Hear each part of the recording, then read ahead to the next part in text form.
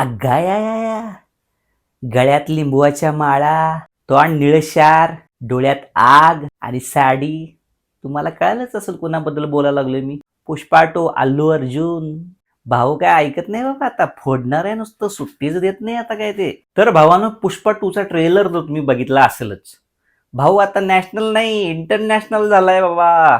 Dialogue पण बदललाय. म्हणजे काय, फायर नाही इंटरनॅशनल, फायर नाही वाईल्ड फायर है मे म्हण, असा काहीतरी डायलॉग आहे. ह्याच्यात जो भवर सिंग आहे, ह्याची आणि पुष्पाची जोरदार फाईट चालू आहे असं दिसतंय.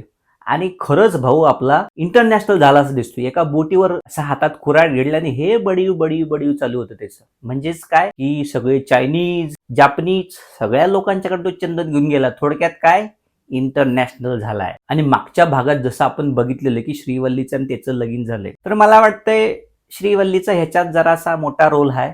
म्हणजे जाणार आहे वाटतं, गचकणार आहे वाटतं. का, तुम्ही त्याच्यात ट्रेलर मध्ये एक चिता बघितली असेल लाल चंदनाची. आणि लाल चंदन कोणाकडे आहे, मी काय फोडत नाही, पण माझा आपला अंदाज. तर मला वाटते की श्रीवल्लीचा ह्याच्यात एक मोठा रोल असणार आहे. आणि मला वाटते भाग 3 पण येणार आहे. तर आता पिक्चर रिलीज होणारच आहे, बघूया काय होतंय. फायर नाही वाईल्ड फायर है मैं, बघू.